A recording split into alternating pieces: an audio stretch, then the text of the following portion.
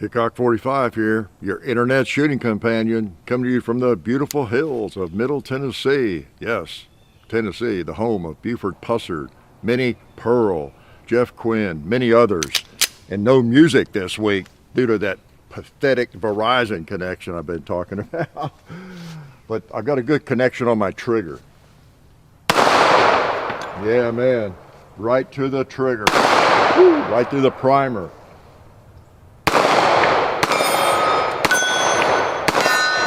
Me a cowboy already. Oh yes, 45 ACP slugs. They always make a good connection, don't they? Yeah, sorry about that, man. I don't know what it is with Verizon. I've complained and everything, and got to look for a new carrier, it appears.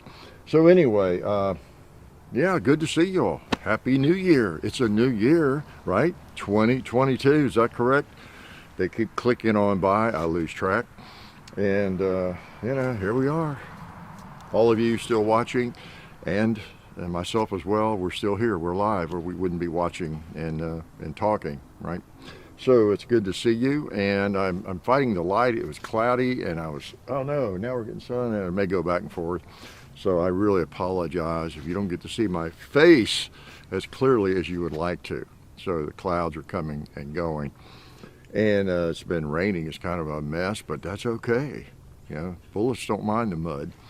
So got some interesting firearms. I have was in the, well, kind of in the mood to shoot, wanted to shoot, and a couple of things. Also a knife to show you. Got for Christmas from John.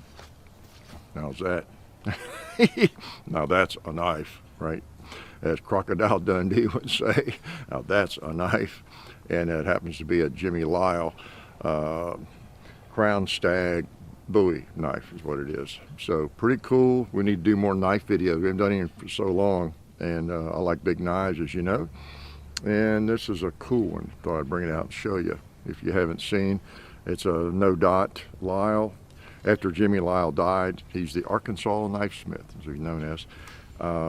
They put a little asterisk or a dot above his name, the base, you know, the blade, so that just to indicate this was made after he died. So anyway, this is an older one, and it is a beaut, really is. I love it. I may just make that my concealed carry weapon from now on. I really might. So yeah, so I thought I'd bring that out and show you. And I'm still experimenting with my Guardian. You know, I've had that trouble ever since I've had it, actually, of it not wanting the slide to lock back on various magazines. It's kind of random, you know. And I think initially it was worse with the Dan Wesson mags. It was kind of interesting. And I think I got it fixed. So I'm out shooting it some, and I think I put different grips on it. Let's see, these I actually pulled off of my Cobra Carry. Yeah, I did. And they got a little more beef to them. I like that. I still want to get some VZ grips. In fact, I ordered some for it. And I don't know, finally got notified after a few weeks that I was being refunded my money or something. I don't know what's going on with VZ grips or what that deal was. But it took me forever to find them. And with the bobtail and everything, I finally figured out where they are and they had some. But I don't know, maybe they don't. I don't know. But anyway, I love VZ grips as far as, not all of them, I guess, but the ones that really get strong friction. You know what I'm talking about. And that would just be perfect. These are much better than the ones that came on it. They're not so thin and get a little more friction, but I really want some of the VZ grip. One day, I'll be able to find them, I guess. So, pretty cool. So, I'm going to shoot it again, like right now. I've got some mags with like 3 or 4 rounds in it. Not like, actually with 3 or 4 rounds in them. So I can check that lock back. Let's do it again. Let's go on out.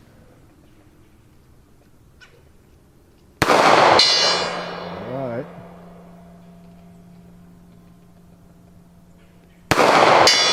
Can't hate that. What about Mr. Cowboy?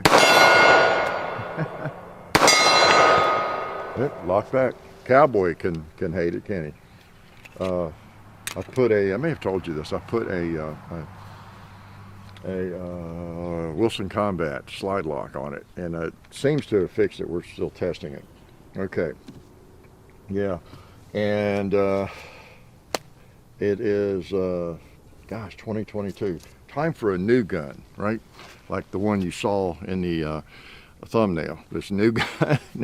So I wanted to tell you about this. This is a Winchester model 1873. Many of you knew that from the thumbnail just by looking at it, unless you mistook it for an 1876 because they look similar. And it was made in 1886, this gun was. I know what you're thinking. I know what you're thinking. Did he fire 5 or didn't? No. I know what you're thinking. All right, where did he pick this up? Where did he walk away from a gun show and just couldn't leave it there, whatever? Well, no, that's not what happened. I stole this one. No, a viewer contacted me 2 or 3 months ago and indicated his father had died. He was a big viewer of the channel along with his son, and he watched all the videos, and because of that, his son wanted me to have this. He was coming through Nashville area on his way back from picking up his father's firearms and different things, and he said, I want to stop and give you. I want to give me a couple of them, you know.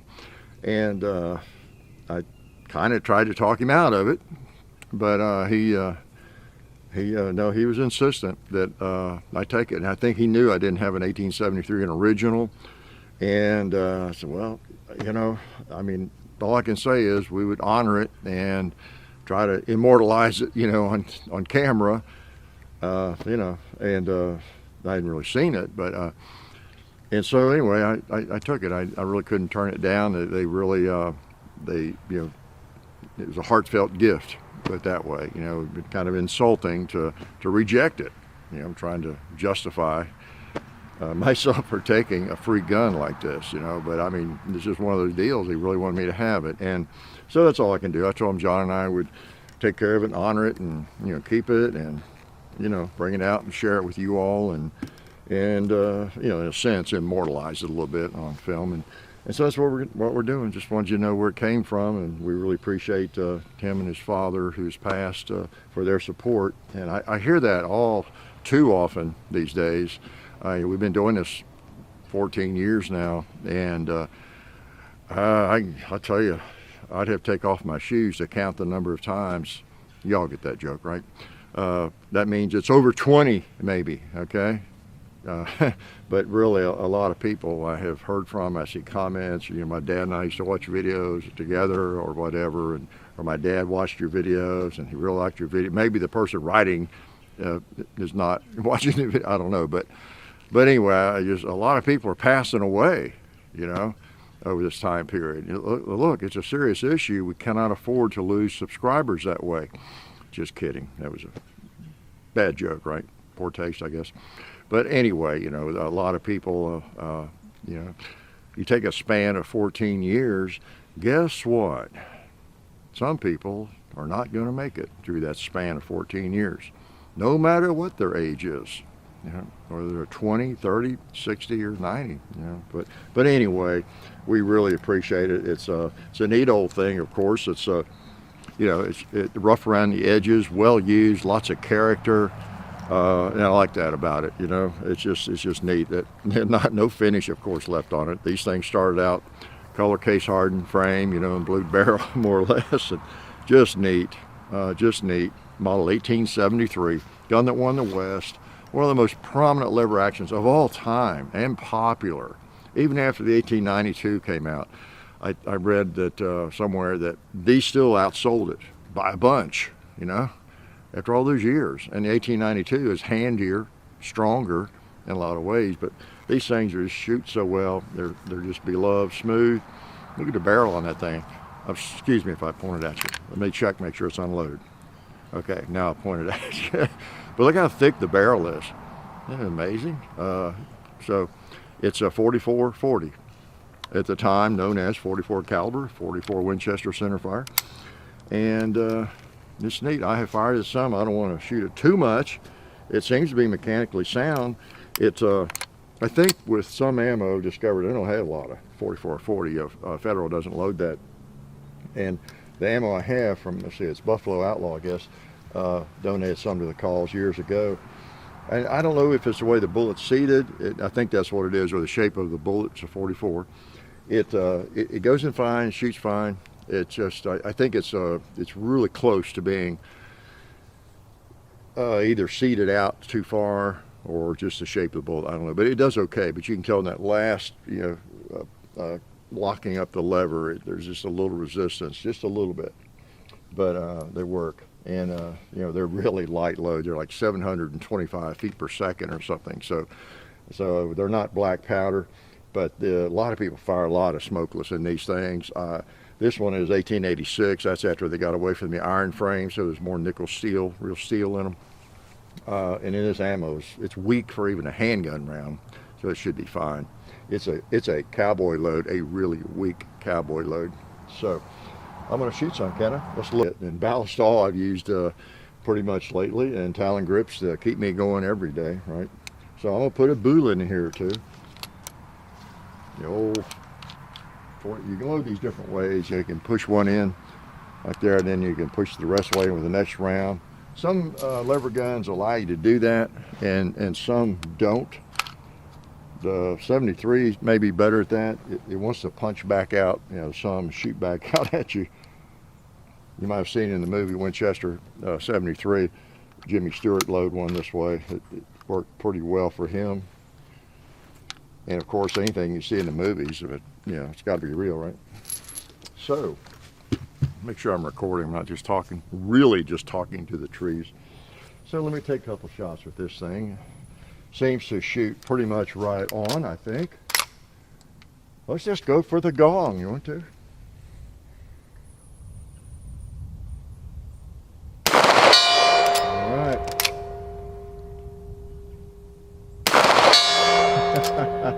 And you know what we have to shoot right away? You guessed it, the cowboy.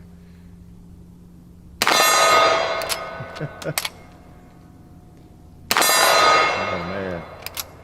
And then again, back in 1886, I think this gun was probably used quite a bit for bowling, don't you? Yeah, just like that. And of course, popping pink 2 liters.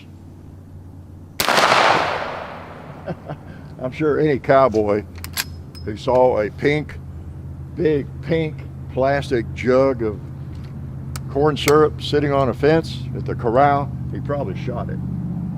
Let's pop that propane tank down there. Boom. A nice ring to it. These are unique in a way. I mean, they're like this action, the toggle link action, unique in the sense historically the early, I guess almost all the early lever guns and attempts at lever guns, were kind of based on that. The early Volcanic, and, the Henry, the 1866, and the 1873, and the 1876. Did I say already? The big one, the version of this that was on steroids, shot more powerful rounds. They were made kind of that same way with the toggle link system, which is fine, but it was better suited to weaker cartridges. And when John Browning came out with the 1886 Winchester, it locks up like the 92, then that was more strength and a better action, for the 45-70 and other big cartridges. But these are great. They're mainly pistol rounds in these guns, and this thing with that heavy barrel, oh my gosh. If the action would stand it, you could shoot handle 44 Magnum would be like a pussycat in this thing. It's heavier than my Model 94 Marlins, my new ones, by far. But the action is not as strong. It's fine for what's chambered in, 44-40, and there you go. So that is cool. We really appreciate it. You'll see a video on it, coming out here one day, and that's cool. It's just so cool. It's got a little compartment in the back. Like I say, I've never owned a place to keep my cigars, right back there.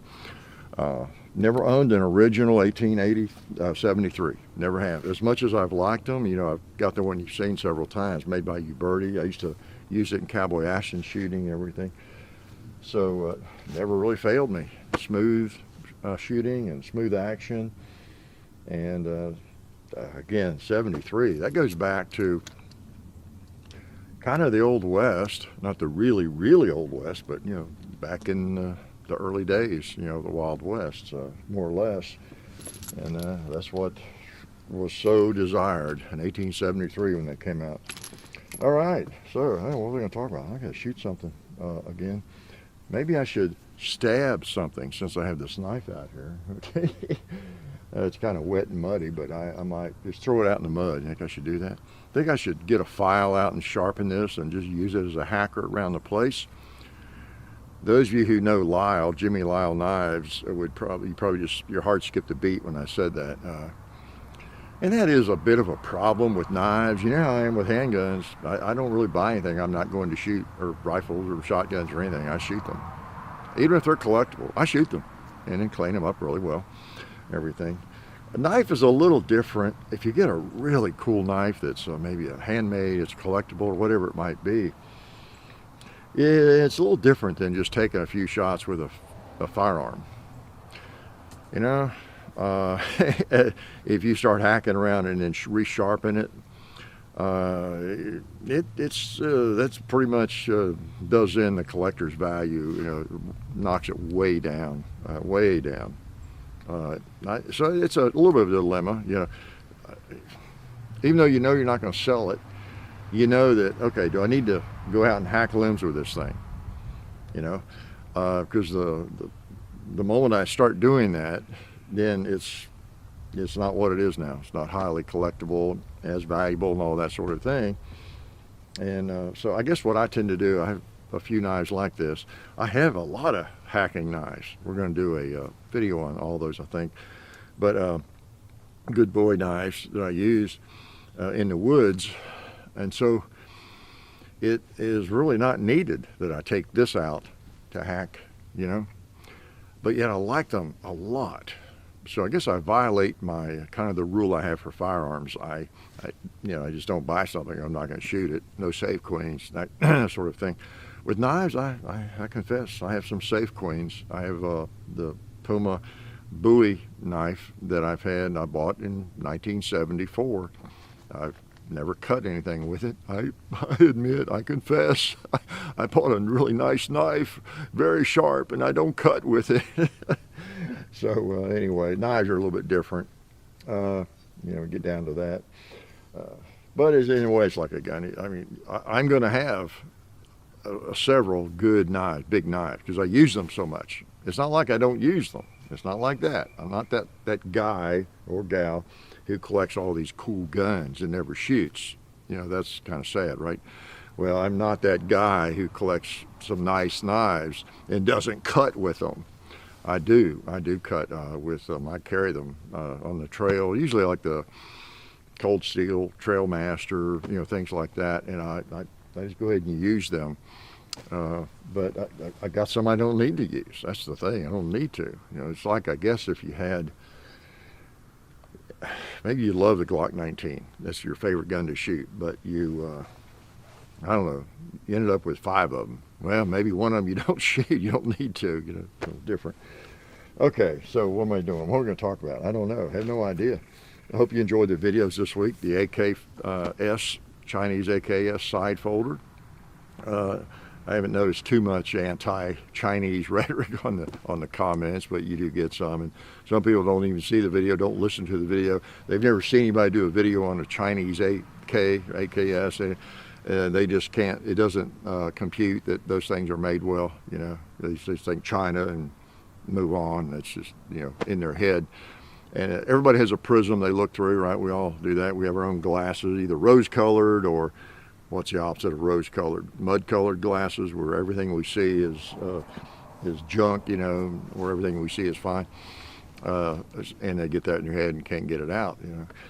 The world is not black and white. It's kind of complicated, and it's you know, a lot of gray areas and lots of exceptions to things. It's easier to look at it as if everything is black and white.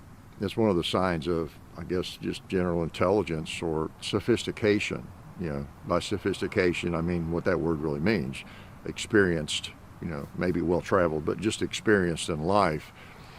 And older you get, the more you realize you don't know. You become, unless you're just brain dead, you become less certain of what you know for sure, right?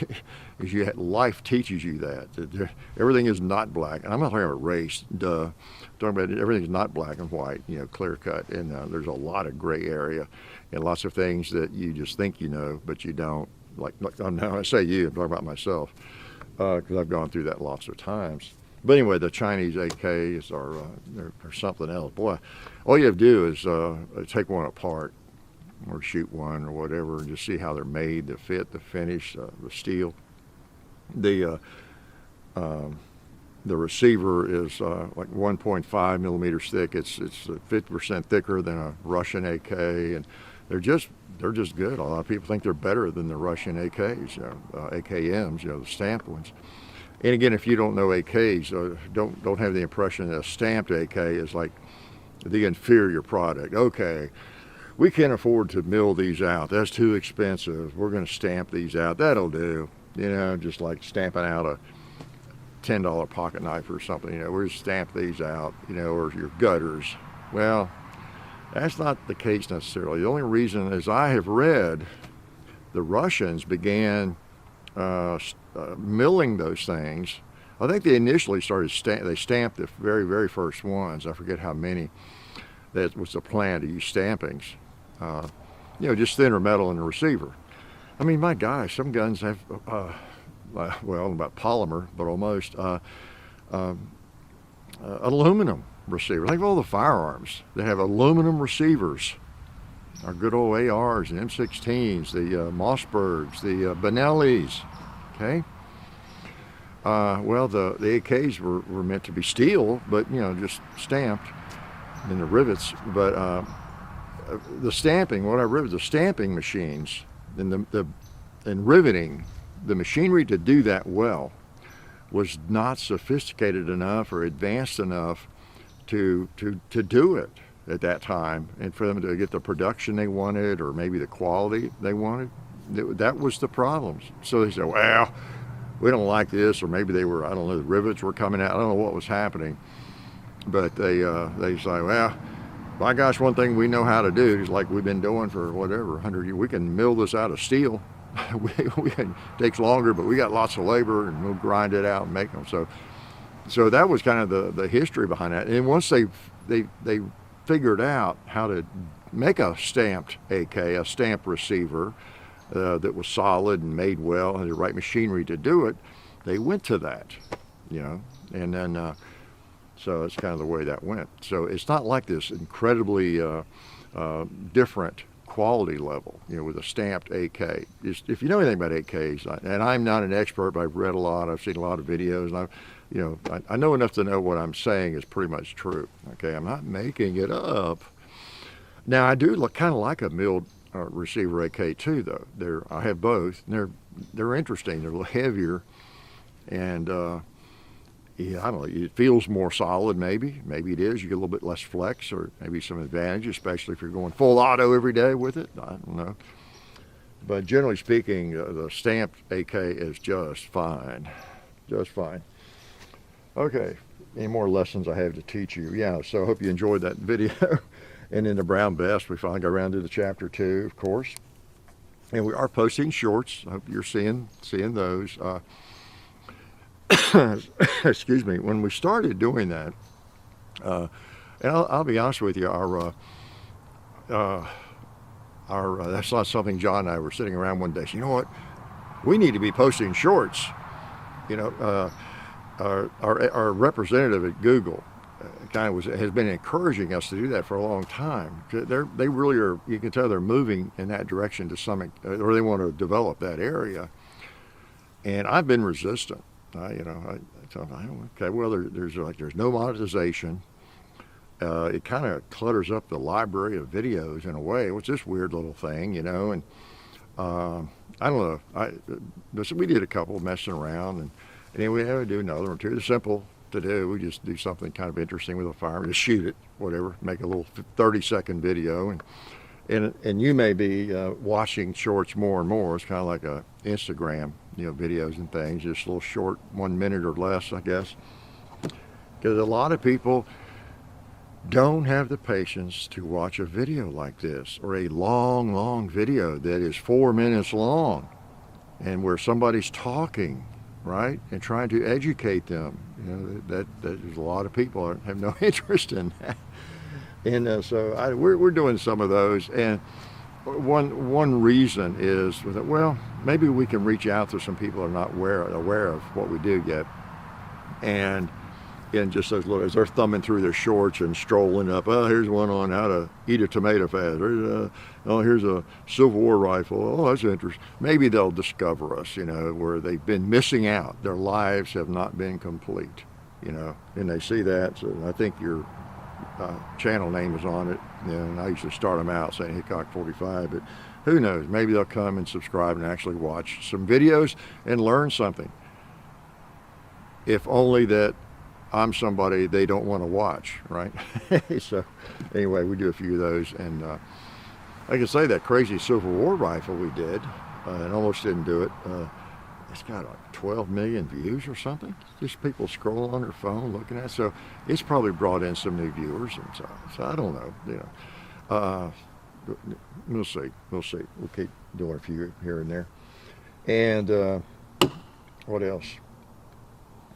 Well, I did thank everybody. I also want to thank Fun Gun Targets that make our targets for us, paper targets. Again, I give them a shout out every now and then. All the people help. Also, our guns are coming in now through Clarksville Guns and Archery, and that happens to be in, get ready, Clarksville, Tennessee. A great shop up there, and so good people. John, the owner, good guy. Lots of employees there, and they actually usually seem to know what they're doing when I'm in, whenever I pop in there. So good place. We're lucky around here. We have a lot of good gun shops. Tennessee Gun Country in Clarksville, Allen's Gun Shop over in Clarksville. There's probably some others I'm not thinking about. Nashville, oh my gosh, I could list them all day. You're familiar with a lot of them if you're from around this area, neck of the woods. Royal Range, who's helped us. Nashville Armory, Guns and Leather. I could just go on. Nashville Gun and Knife. I shouldn't start naming gun shops because I'm leaving some out, right? Like about 50. But Franklin Gun Shop, great gun. There's a lot of gun shops around, and it's really competitive now too, isn't it? It's one reason I think you're seeing mostly. You've had your bad experiences, I'm sure. We all have. I think you're seeing a higher level of professionalism in gun shops because, for one thing, the industry continues to grow, right? And more good shops, good gun shops, big gun shops. And so there's a lot of competition out there. So if one shop doesn't treat people well, I mean, anybody can have a problem, anybody can make a mistake, all that. But if you're rude, out and out like rude, not trying, you're not helping a customer or whatever it might be, well, they'll just go somewhere else, maybe 5 minutes away. So anyway, we appreciate all those folks that help us out. And let me also remind you, an email from our state organization, the Tennessee Firearms Association. Be sure you are supporting your state organizations, because that's where a lot of the good stuff is being done, right? Your state legislators. I'm going to load this one. We have a really strong state organization, the Tennessee Firearms Association. If you live in Tennessee, by all means, join. Okay, John Harris does a lot of good work, hard work. He's always, working for gun owners in Tennessee, and several people in that organization. They're really, really busy. We need to support them all we can, okay? And I know a lot of you have some really strong state organizations, California, New York, just a lot of them. And almost every state probably has a state organization. And so find out who it is if you're not familiar with it, and join up and try to support them. All right, let's shoot this historical piece, okay? Beautiful. Just put another one on Mr. Gong. If I went low. Yeah. We'll try that red plate on the left. All right. 1886. Still shoots. See if it'll go through paper. Bullseye. So accurate. Oh man, how about that nice big green 2-liter? All right. How about the cowboy? Let's shoot the cowboy in the hat.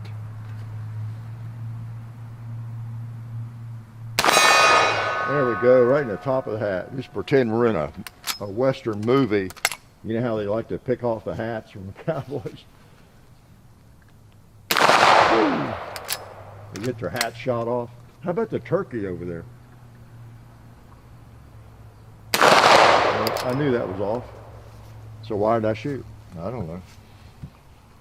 And that's a cool thing about firearms, isn't it? I talk about that, how, you know, firearm made in 1886 still does the same thing it was meant to do, you know.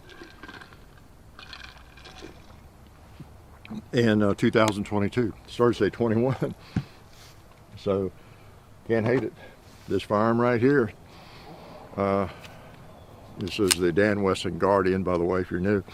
It'll do the same thing 100 years from now that it does today, I would imagine, okay? Or 500 years from now. And hopefully in 500 years, hopefully in 50 years, it's still legal for you to pick it up and prove it will do what it's doing today. Yeah, again, join all the organizations you can that actually work for the Second Amendment and do what you can. Let's shoot a couple out of this again. Let's do some long distance slow fire. How about that?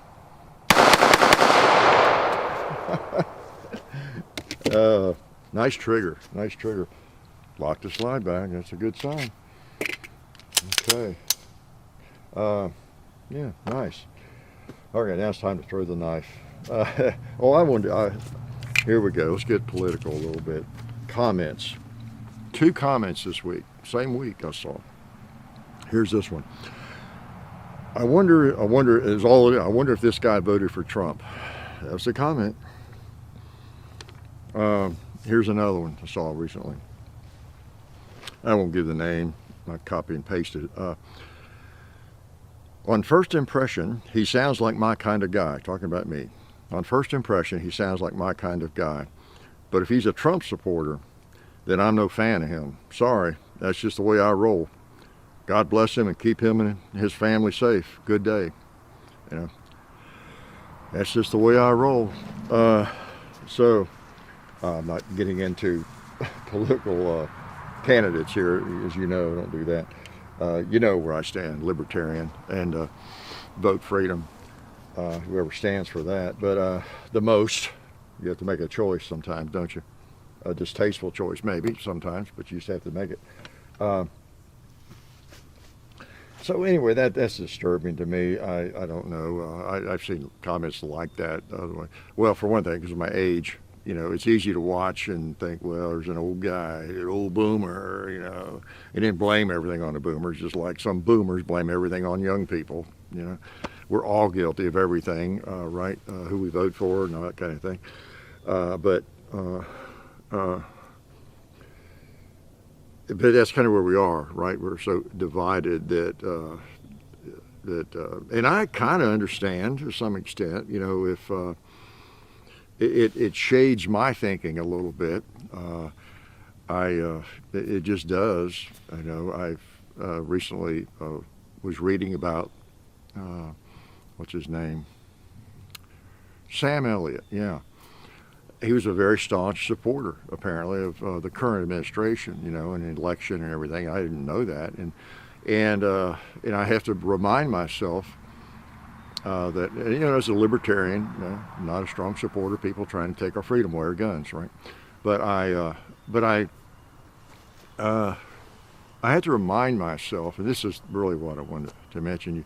We have to some extent, well, I know it's hard to do it, but we have to separate, I don't know, in some ways the good from the bad, but not always.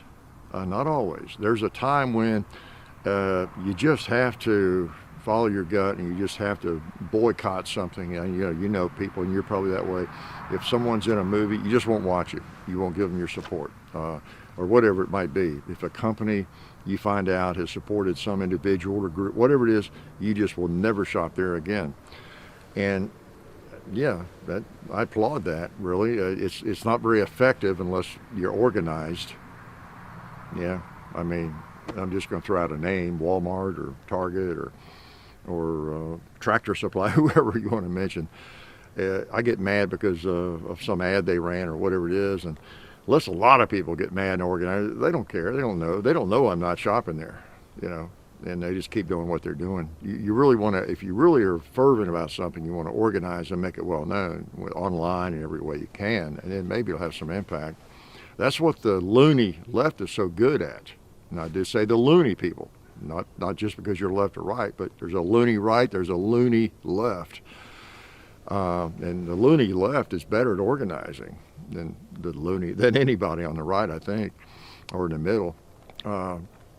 But so yeah, there's a time when you just have to follow your conscience and just boycott individually, or you just don't shop there or whatever. I get it. Don't watch a movie somebody's in it. Don't listen to the music of somebody. But I've always had, I don't know, I've always felt like, I felt that was awfully ineffective, and I'm really hurting myself in so many ways. Where does that end? Again, unless it's something really extreme, and I get it. But I tend to, in most cases, I just try to take the best that people have to offer.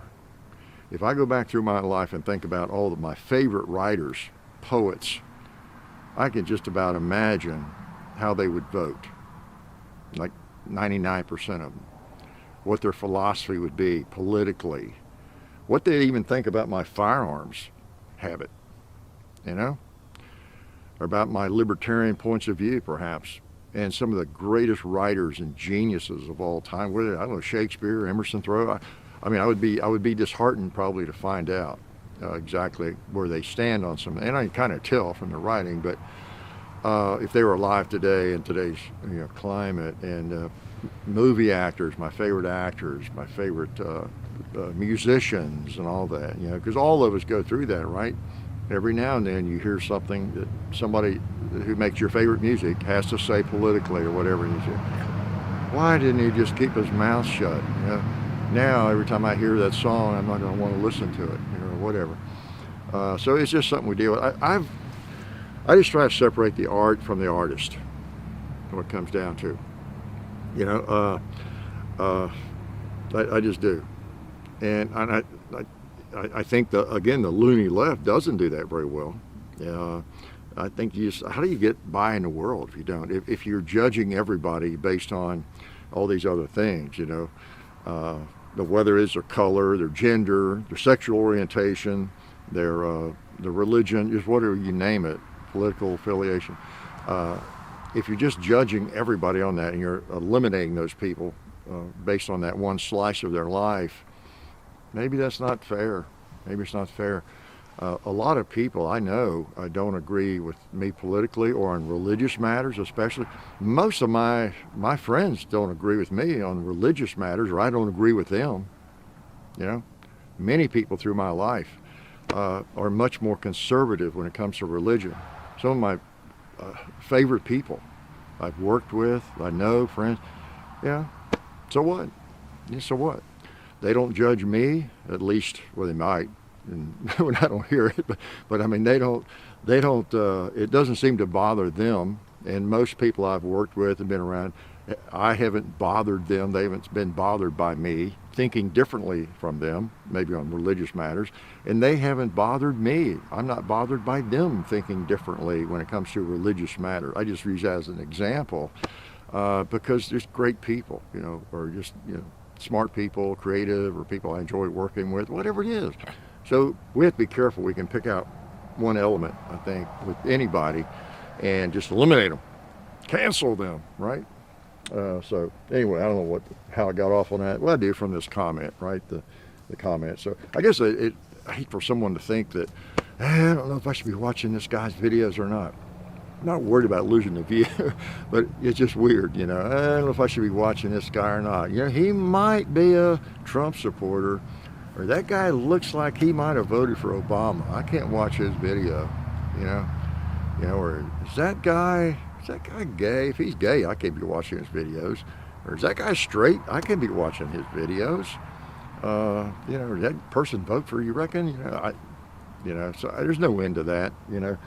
So anyway, everybody's welcome, please, and I welcome everybody, even if you don't, or even if you don't like me because I'm old. There's lots of ways to be a bigot in the world, right? Lots of ways to be narrow-minded, no doubt about it. And those people don't think of themselves, when they make comments like that, they don't think of that as being, I don't know, stereotyping or being a bigot in any way. They probably don't, you know, so it's just interesting. Can I shoot? No, I still want to stab something. I just had a thought. Let's stab this target. All right, you got your ears on? I stabbed right through the date. Oh man, I want to be careful with that thing. I mean, if you just drop that on your toe, you know, you're liable to do some damage. I mean, that's amazing. My wife is driving out the driveway. She's trying to escape me. Oh, she left me a text. Let's see. Okay. Going to Walmart. All right. I'm sure it wasn't an emergency. Anyway, that is cool. That is so cool. I think a lot of people who are into firearms, you just like machinery. That's the thing that some people cannot relate to, right? That one reason that when they see a gun, they see death. You know, that's all they see. They see what they read or see on the news or something. And people that appreciate and find the machinery of how they operate interesting, the history of them, like a lot of you and me. We're on a different planet from those folks. And a lot of us who do appreciate the way they operate, the history of, we also appreciate a fine knife, you know, well-made firearm, knife, okay? Whether it's a pocket knife or something like this. Now, I know it's a little odd, isn't it? Talk about a contrast. You know, a couple of my favorite knives would be these two. Yeah, they're a lot alike, aren't they? There's a lot alike. How could you be more different? Here's a stainless steel blade made in Japan with a polymer grip and everything. And here you got an American-made, handmade Jimmy Lile knife, made in Arkansas, carbon steel, stag handle, and brass. Beautiful, okay? And both are just equally valuable in my eyes because it's light and handy, functional, like the machinery of it, as I say. But I think most of us are into firearms. We appreciate knives. That's why. Are you ready for this? This is a news flash. I bet none of you has thought of. A lot of gun shows are called what? Gun and knife shows. Yeah. And at your last gun show you attended, I'll bet you saw a lot of knives. A lot of people set up with just knives, right? Yeah, it was a real perceptive thing there I came up with, wasn't it? Yep. A lot of us like knives. Okay, I'm going too long. I'm rambling. And I do have a bunch of stuff I could have rambled about. Oh, boy. I mean, to tell you. You know, I do think, speaking of politics a little bit, that people are waking up a little bit. I'm seeing a lot of folks talking non-compliance, fighting back on some of the crazy totalitarian stuff. And it's kind of encouraging. I saw a sign posted, I think it was somewhere down deep on Instagram. Sometimes after I check the people I'm following on Instagram, you know how it is, you get down and you're caught up and you keep going, you find stuff that's just, I don't know how it's selected, you know, but it's some interesting stuff. There was a sign said, someone had taken a picture of a sign, said, if you've ever wondered whether you would have complied during 1930s Germany, now you know. Yeah, that hits hard, doesn't it? If you ever wondered whether you would have complied during 1930s Germany, now you know. That's a slap in the face, isn't it? But it's got some truth to it, which reminds me of something I saw in the news recently, very recently this week. I think it was was it Emily Compagno and I don't know, talking about how she was so disappointed in like the students at Princeton. They're coming down, they're not allowed to leave the county or some kind of crazy thing, and and she was talking about how she's disappointed, in young people. Like talking about how in the 60s they used to burn their bras over nothing. People would get riled up. They'd also get riled up over things that didn't matter. But I thought it was interesting, and it explains a lot, this craziness, like not letting the students leave the county. They're adults. They're in college, because of the bug, I guess, and all that. And I was thinking this week too that all this craziness over the last couple of years, I've gotten a lot more insight into that loony left. Again, if you're left of center, I'm not making fun of you. I'm talking about the loony left, because the loony right is out there too. And I've said over the years many times, and in some of these early videos, I'm not sure which is worse, the far right or far left, the loony left or the loony right. I do think the loony right has diminished in the last 8 or 10 years, has diminished in size. I mean, really trying to be totally objective, you don't see as many crazy far-right people who used to use the Bible and religion to beat it on everybody over the head all the time and everything, and get everything limited. And I mean, the really, really far crazy right has kind of straightened up. There's still some out there. You still got some loons, but I don't know, it seems like and there's not a lot of distance, from the loony right, really loony right, and the really loony left. They're kind of the same, two sides of the same coin in a lot of ways, right? But it explains a lot of things over the years. I've lost whatever respect I had for the loons on the left, because they're the totalitarians, and it explains a lot of things. We've gotten a lot of insight. We see them for who they really are now, trying to control everything. Yeah, and it so often doesn't make sense. Whatever just feels good at the time. That feel-good aspect of it, no common sense, makes no sense, just makes this group of people feel good, and they've got enough power to push something through. And in some really practical areas. How many of you have a commode that won't flush? Hardly, unless you flush it 5 times. How many have a washing machine that just doesn't get the clothes clean unless you run them through 3 or 4 times, put on extra insulin, all that kind of stuff? Saving a quart of water, whatever it is. It doesn't matter if you don't live in the desert. I get more water than we want and need, but yet got all the same issues. What else? Shower heads, whatever it might be. You can't get the water off, the soap off.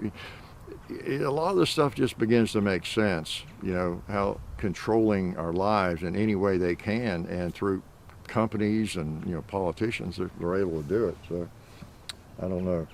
But anyway, this business with I heard Will Kane say something interesting too this week, that this business with, he was expressing his disgust for the Princeton students as well as going through this and these policies, and he was saying that this is the new sign in the yard for just feeling good about yourself. Who can be more afraid of the bug? That's your virtue signaling now. The ultimate virtue signaling is if you're showing that you're more afraid of the bug. I mean, you think about it, that's what's been going on for a couple of years, and I don't know, it gives you a badge of honor almost, to be driving around the car with a face diaper on and nobody in the car with you or something. I mean, it's like a badge of honor kind of thing. And anyway, I thought that made a lot of sense. So I think what else makes a lot of sense is, what should I shoot? Let's take just a couple more shots with the, I think I'll get a little more ammo out. A couple more shots with this fine old rifle, okay, before I let you go. Now, today's not too bad. I got some bad weather coming, so I hope next week I'm not crying out here because it's so cold. So again, if you're new to firearms, what are you doing watching this? No, I won't say that. What I mean by that is I'm surprised if too many people are watching who don't know anything about firearms, but glad to have you for sure. This is, you got the elevator, brings that round up and then pushes it in, bolt pushes it right into the chamber. Just really nice, really nice. This was the evolution of the kind of the Henry, the volcanic, and even before that, when they got to 1873, they got it right. You got a stronger frame made of iron and instead of brass, and you got your forearm, which you had on the 1866. But just a nice rifle. If you look at an 1866 though, or even a Henry, they're same action, basically, same action. But this was when they, that's what else. That's about all we can do unless we just totally change the action or something. So really a nice rifle.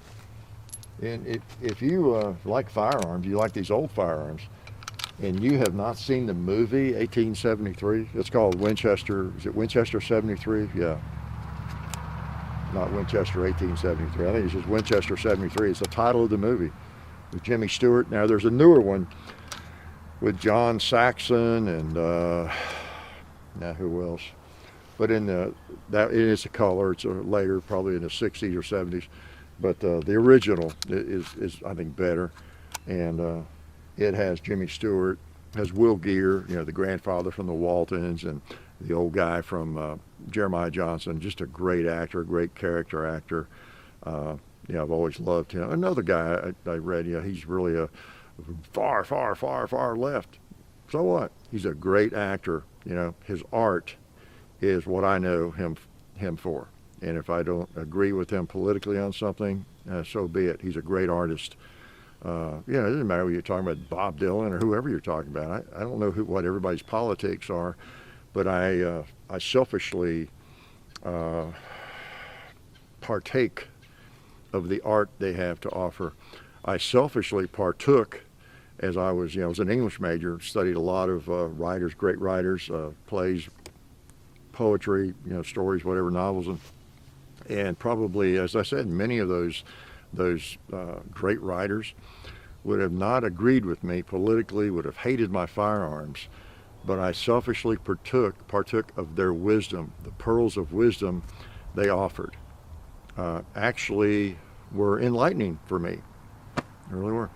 So I feel like I took the best from them, and I still try to do that from people that maybe I don't like or agree with a whole lot, but occasionally there's something there that is offered to make me a better person, maybe, if that's possible.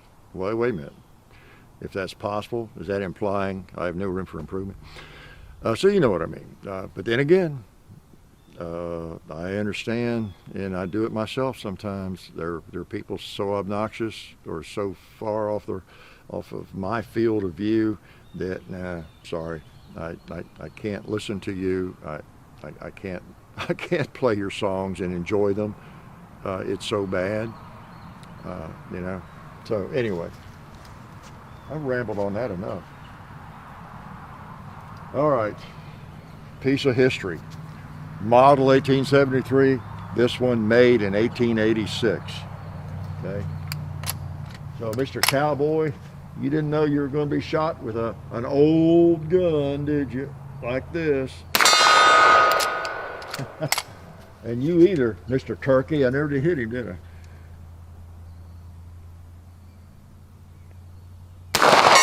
Got him now. All right. Let's see if the old dog wants another bullet. Yep, he wanted another bullet. And so does that one there. It's not being shot. Right in the center. And that one's not being shot. Boom. And that one's not being shot. That smoke. Oh boy. Oh, what a nice piece of history. It is so cool. 1873 model, 1886 manufacture. And as you know, unless you're new, you can figure out when most firearms were made by the serial number. Sometimes you can't. Most of the time you can. But you can almost always figure it out really close. And sometimes, like on the Browning high power, I recall trying to figure that one out. And I finally did, but either records were lost, or was it with the Browning? Like they would do runs of guns for a police department or a military, whatever, and they would just start over the serial numbers or just assign a block of random numbers and that kind of thing. And so you didn't know there could be three Browning high powers, for example. And this has happened with some other firearms, and they could all have the same serial number somewhere or whatever. But with a lot of firearms, you can. Winchester's pretty well, I think. And that with that Browning high power mine, I was able to get it narrowed down based on features. And like when they quit doing this or they started doing this, you get it within a few years, then you read and okay, they didn't do this until 51 or something. Then they quit doing this in 53 or whatever it is, or 52. I think I got that one down. It's 1952. But so you can make some progress like that with it. And yeah, sweet. Oh man, talk about classic guns. 1911 and 1873. Okay, anything else I was dying to share with you before we go? Probably nothing with you. So I will talk to you next week, and I'm gonna shoot one more mag here with just a couple of rounds. Got a couple. Let's see, is there a magazine I haven't fired yet? A type of magazine? I don't think I fired a Nighthawk yet today. Yeah, I've got one here with a few rounds in it. We'll shoot the last four of that, okay?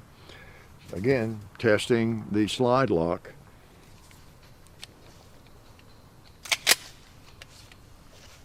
Looks like a tree grew in front of that pig since last week, didn't it?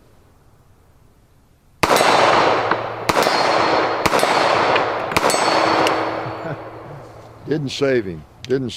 Never got locked back. All right. So, pretty cool. A couple of cool firearms, and again, nice knife. Wow. That is so cool.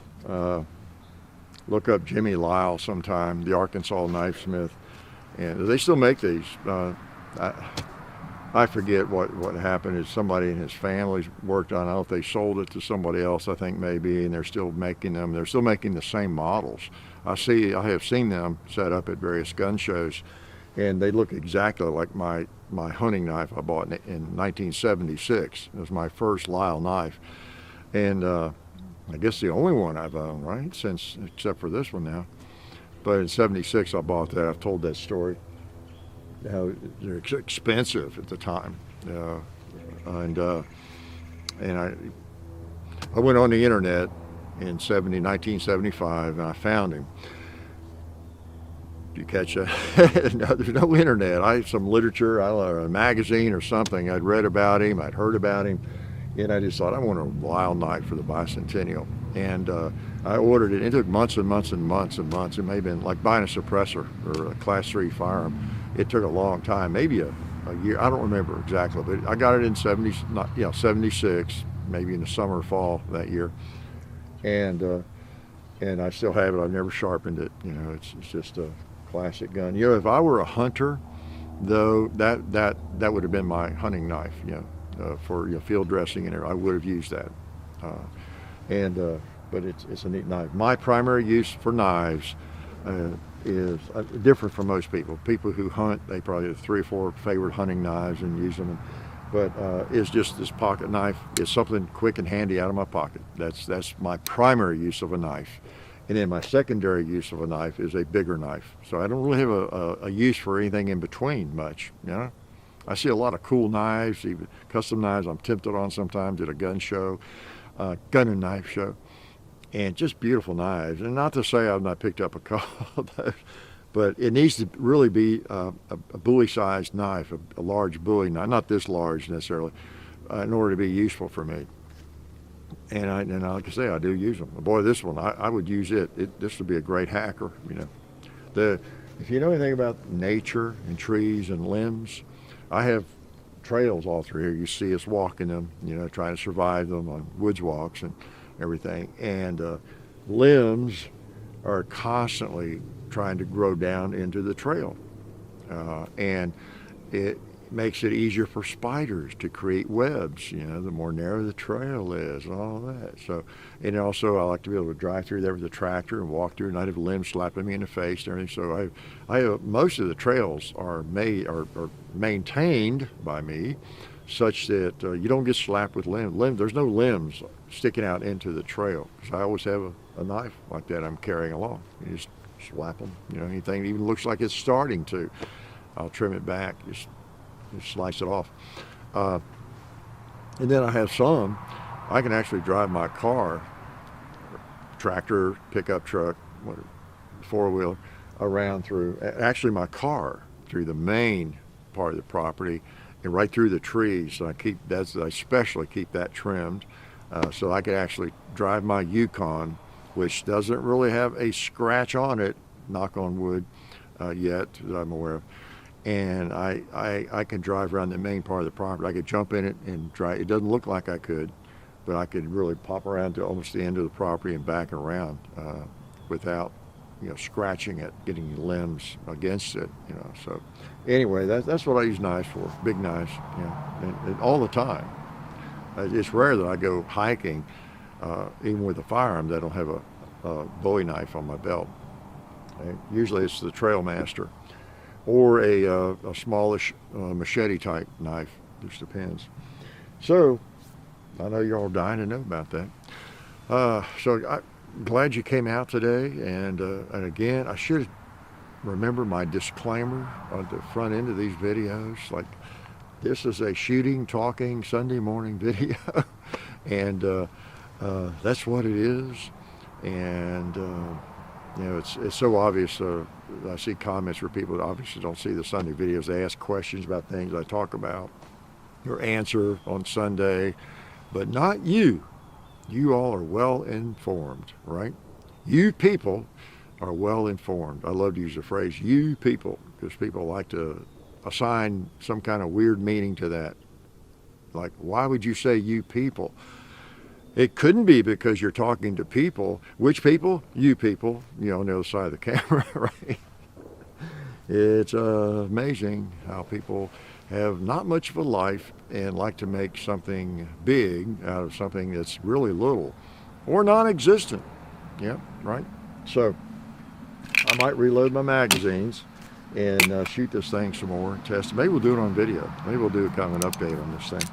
Well, wait a minute. We're on video, aren't we? Well, I mean a dedicated video to this firearm. Give me an excuse to shoot it again. Boy, I tell you, for 1911, if you're a 1911 fan, but you always have thought they're kind of large, heavy and everything, it's because they are large, kind of heavy. This one, though, or ones like it, wouldn't have to be a Dan Wesson, but there are companies that make an alloy frame, commander size, 1911. That's what it got here. A commander size, which is just a little shorter than, 3/4 of an inch shorter than the full 5-inch 1911. And you get that, which still keeps that slide long enough to be, great sight radius, still the good weight and reliability. The gun was designed to be a 5-inch gun, but I don't think the commander length affects the reliability really. Now you start getting shorter, and that can become iffy. It takes a more sophisticated spring system, more planning and engineering, and you're more likely to have a malfunction with a little officer model or a shorter one, smaller one. Okay, so anyway, you got a little shorter slide, a little less weight, and then you got an alloy frame. So that reduces the weight by a good bit. And this is a 45. Of course, you can get it or a gun like this in 9mm or 38 Super, other chamberings, of course. But this is a nice combination, whether it's a Dan Wesson or a Wilson Combat or a Colt or whoever makes it, or Rock Island Armor, whoever makes a configuration like this. Checkering's nice, but with a lightweight frame, commander length, and you've got a nice beaver tail on it. This has a ramped barrel, okay? So the round is never hitting, you can't really see it, it's kind of dirty, but the round is never hitting aluminum, the frame, okay? And so it's jumping right into that steel on that ramp on the barrel. It's part of the barrel. So as I've said, you probably remember it, some of you from years ago, that if I ever, at some point I'd like to get a 1911. It's what I consider the ultimate carry 1911. If I'm going to carry one, I don't think I could do any better, in my opinion, for me, as a commander size with this configuration, ramped barrel, lightweight frame and everything. So that's what I got. That's what I got. It finally came to me, right? I got it. I found one. So pretty cool. 1911s are great. As I say with Colt single actions, you don't have to carry it. It doesn't have to be your defensive pistol if you can afford it. They're just fun guns to shoot. And the history of a 1911 or a Colt single action, any kind of single action, or a clone of a single action. This is a clone of a Colt 1911. It's a clone, expensive clone, but there's lots of copies of all these iconic firearms out there, right? And they're just neat. Been around a long time, and they still do what they were meant to do when they were first made, just like this firearm right here, designed in 1873, and had much of it before that, and built in 1886. You saw it today. Even though it's got a lot of age on it, it would still work. The 4440 cartridge is a weak little cartridge. Now, if you load it up with black powder, as hot as you can get it without it, putting too much pressure on the firearm, you could increase the power of it, a fair amount there. It's still, I don't know, it's still just going to be kind of a hot 44 special, but really, really neat gun. So I got to shut up and let y'all go. I hope the new year is a great year for you, and get started at breaking your New Year's resolutions. You want to break them early, right? Not wait till March or June. Just break them early. I have found that maybe not making an abrupt resolution, cold turkey on something is better. I operate better that way anyway. Like if I were going to quit smoking or something, I don't smoke, or if I were going to, whatever I was going to do, and I think, you know what, I think that'll be my New Year's resolution. For me, it would work better if I started tailing off, I would intentionally take some of the pressure off of January the 1st and start working on that a couple of months ahead of time, cutting way down, and then knowing it's coming and cutting down. Or on a diet, start cutting down before January 1st to where that it's not quite so abrupt and such a drastic cold turkey kind of change, And it might be better for most people if whatever that resolution is, they just tone it down a little bit to something where they can achieve it. It's a more achievable, and then maybe step it up once they achieve that level 1 or level 2 of it, step it up later in March and do even better. I don't know. Anyway, that's my advice. But if you're going to break it early, quit worrying about it. And then plan to make the same resolution next year, right? My resolution is to shoot less. I shoot too much. You don't believe that, do you? No, it's good to see you all. I'm going to take my guns and clean them, and I'll see you all next week, either here or hiding in my reloading room away from the bad weather, or somewhere else, maybe in Tucson, Arizona. Life is good.